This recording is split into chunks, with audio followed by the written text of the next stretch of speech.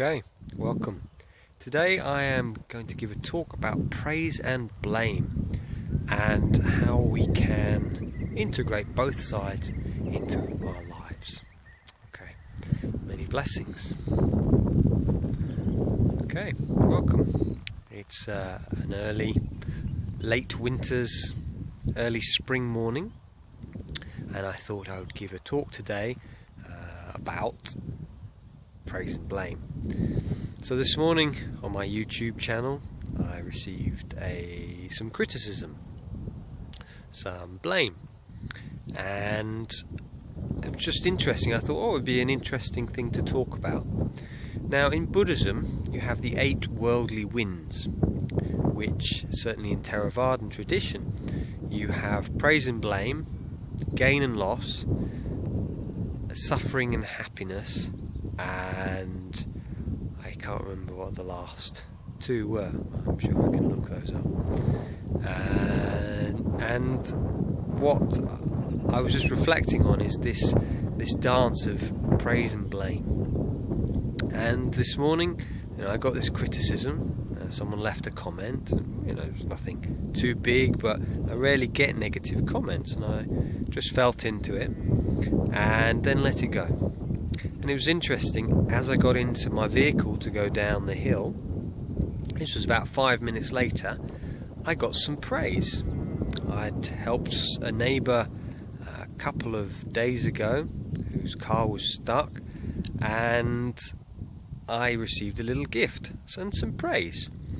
And I feel this is really important. This is the teaching about praise and blame, is that if we get attached to one, then we get attached to the other. And obviously it's much easier to let go of your attachment to praise than it is to blame, because essentially when you're being criticized, that can really hurt. So what I recommend is, when you get praise, is 1, you receive it. Okay, I receive, this is praise, and then you let it go. Because if you receive it and then you start to believe the praise, and it's like, it's like the ego takes over, then when criticism comes along, then we're attached to that same energy. Essentially in Buddhism, it's like happiness and suffering, it's the same hand. So if we get attached to one, then we get attached to another. Same with praise and blame. Praise on one side, blame on the other.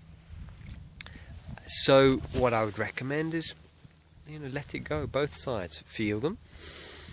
And this leads me into a teaching from one of the people I've studied. And he was saying recently that when teachers who have been on a path for a long time, they receive criticism, they see it as a real opportunity to grow. It's like, what am I not seeing?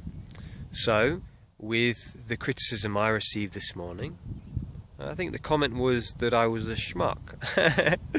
And I thought, actually sometimes I can be a schmuck, so thank you very much for that.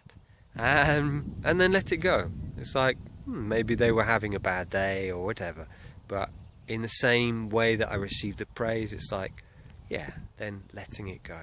So in your own life, allow yourself to do that, to receive the praise and then let it go. And the same when you receive blame or criticism, feel into it and then let it go. So many blessings from this beautiful early spring morning. Okay, many blessings.